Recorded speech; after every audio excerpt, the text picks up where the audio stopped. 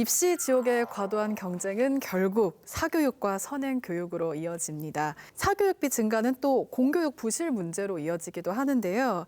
전문가들은 사교육비 급증 현상에 대해서 초중 고교가 모두 제 기능을 못하는 걸 근본적인 원인으로 꼽았습니다. 위기의 공교육이라는 말에 대해서는 어떻게 생각하시나요? 특히나 학부모 입장으로서는 대단히 어려운 문제이고, 개인적인 그 사례를 말씀 좀 드리면, 저희 아이가 초등학교까지 그 학원을 다니지 않았습니다. 근데 중학교 1학년 2학기 한 9월 달 되니까 저를 찾아와서 아빠 학원을 보내주세요라고 하더라고요.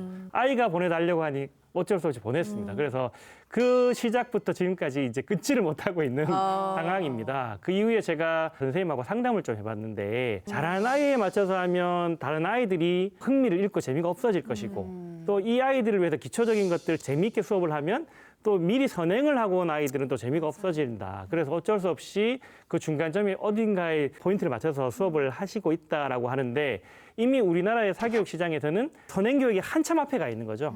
그래서 학교 수업이 흥미를 잃어버리고 재미가 없어지니까 공교육이 설 자리를 잃어가고 있는 것은 아닌가. 그래서 현재 법적으로는 좀 막고 있는데도 불구하고 선행이 너무 앞서 나가는 것들이 경쟁 교육을 좀 더 부추기고 있는 것 같다라는 생각이 듭니다. 사실 공교육에 종사하고 있는 입장에서 정말 뼈아픈 말인데요. 이 교육 과정에서는 당연하게도 연령 수준, 발달 수준 이런 것들을 고려해서 내용들을 배치해 놓았습니다. 그리고 공교육 정상화법이라고 해서 그것들을 연 단위를 넘어가는 선행학습이라고 하죠. 그런 것들을 철저하게 못하도록 막고 있습니다, 학교에서는. 그러다 보니까 사교육에서는 그런 것들을 미리 배워가야 학교에서 아이가 주눅들지 않는다.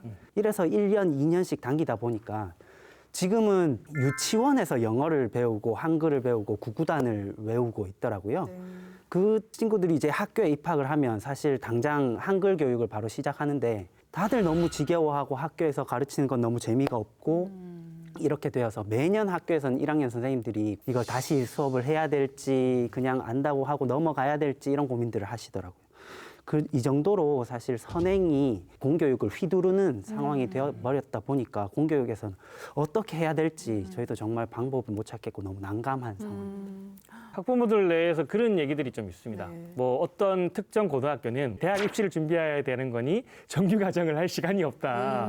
그러니까 이미 선행해서 학원에서 다 준비를 해와라. 이런 것이 암묵적으로 막 통용되는 이러한 상황까지 와 있다고 들었습니다. 네.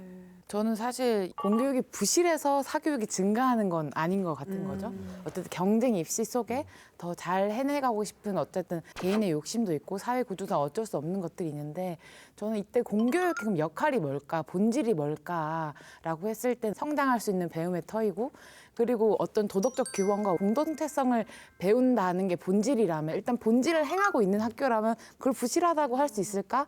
다만 대입의 준비 기간으로 역할을 수행해내지 못하는 건 그냥 학원의 공적 대행체로 여겨서 이런 논란이 나는 건 아닐까, 이런 아쉬운 마음도 있고, 그럼에도 불구하고 고등학교, 중학교, 초등학교에서 대학 입시를 위해 가르쳐야만 하는 현실이 저로서도 참 어떻게 해야 될지는 잘 모르겠더라고요.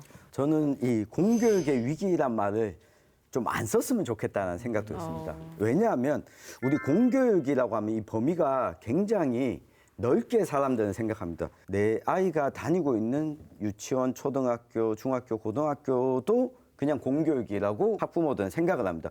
그럼 내 아이가 다니고 있는 학교가 문제인 건가? 뭐 이렇게 생각을 할 수도 있는 거죠.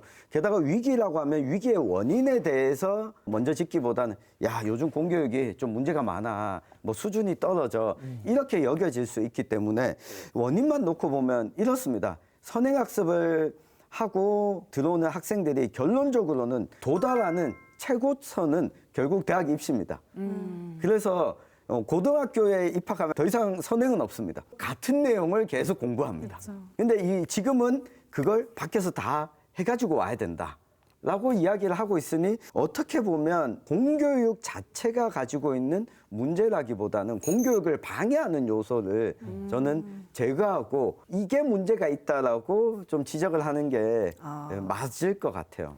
선생님들이 아이들 입시 지옥으로 밀어넣는 건 아니잖아요. 근데 저희가 존중받고 인간다운 삶을 좀 행복하게 살기 위해서 교육을 받는 거라고 생각하는데 입시 속에서 뭔가 서열화된 대학의 순위를 매겨지는 것 이것을 목표로 삼기 때문에 이런 문제가 좀 과도하게 발생하는 건 아닌가. 그리고 예전에 저희가 지금 교육부이지만 교육인적 자원부라고 했던 것들이 좀 생각납니다. 어떻게 사람을 자원으로 보느냐 이러한 논란이 좀 있었고 철학적인 그런 고민들이 있었던 기억들이 나고요. 사람으로서 인간다움 존중을 받고 행복하게 사는 가정들을 만드는 가정들이 이 교육 안에서 이루어졌으면 좋겠다. 철학적인 문제가 좀 더 공교육이 제대로 썼으면 좋겠다는 그런 생각을 가지게 됩니다. 네, 이제 말씀을 들으면서 제 개인적인 궁금증인데요.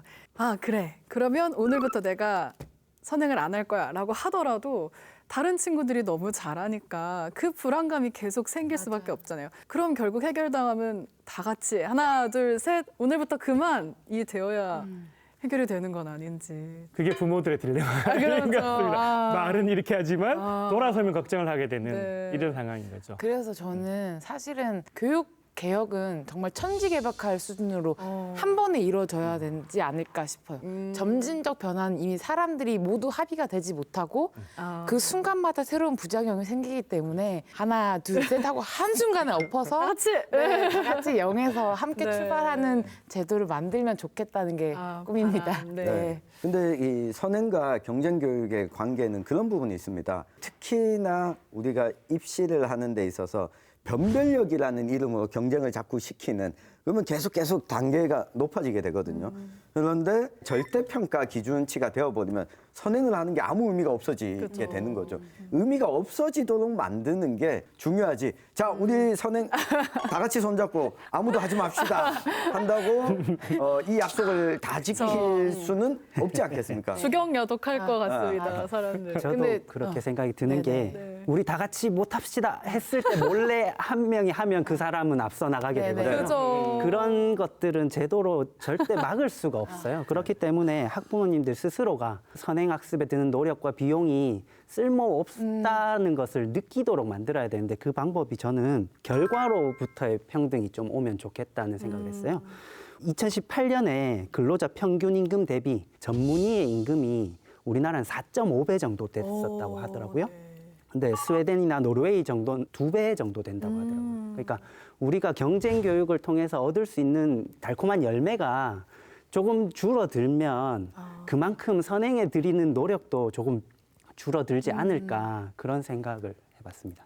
전 방금 이제 하나, 둘, 셋 하고 하는 그 교육개혁이라는 게 네. 사실 사교육 그만이 아니라 독일과 같이 누구에게나 언제든 대학 입학할 기회가 주어지고 수능이라는 시험이 너가 이 정도 수준만 넘으면 대학에 갈 수 있다고 판명하는 게 된다면 이 모든 사교육도 아, 굳이 돈 들여서 저거는 공교육을 충분히 할 수 있는데 해야겠어라고 느낄 수 있게 천지개벽했으면 좋겠다라는 것이었습니다. 네, 저희 그 대학 수학 능력 시험도 대학에서 공부할 능력이 있는지 없는지를 알아보는 자격 시험 같은 건데요. 맞아요. 그리고 독일은 입시 제도에서 자격 시험을 치고 자격 시험에 통과한 학생은 어떠한 학교든지 다 원서를 낼 수 있고 또 아주 인기 학과 같은 경우에는 기다리면 갈 수 있다라고 하더라고요. 경쟁을 유발하는 것이 아니라 모두에게 공정한 기회를 주는 것. 어떻게 보면 더 좋은 인재를 키워내는 것이 아닌가라는 생각이 들었어요. 독일은 대학을 가지 않아도 아까 선생님께서 말씀하신 것처럼 행복한 삶을 살 수 있는 조건이 갖추어지고 있는 건 아닌가